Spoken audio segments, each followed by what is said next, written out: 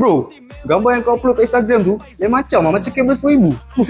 Bukan kamera mahal pun bro. Habis tu kau pakai apa? Xiaomi 17T Pro lah. Phone je, kau jangan tipu aku. Betul lah. Sebab dia guna kamera Leica bro. Sebab tu nampak gambar lebih premium dan cantik. Oh patut lah, selain kamera, spek dia macam ni. Padu, jom saya terangkan spek phone ni. Xiaomi 17T Pro 5G. Screen size 6.83 inch, AMOLED 144Hz refresh rate. Chipset MediaTek Dimensity 9500 dipadan dengan 12GB RAM, ada extended 12GB RAM, total 24GB RAM dan storage sehingga 512GB. Kamera utama menggunakan Leica lens 50MP, 50MP dan 12MP.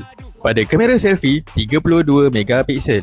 Bateri 7000 mAh dengan 100W hypercharge dan 50W wireless hypercharge.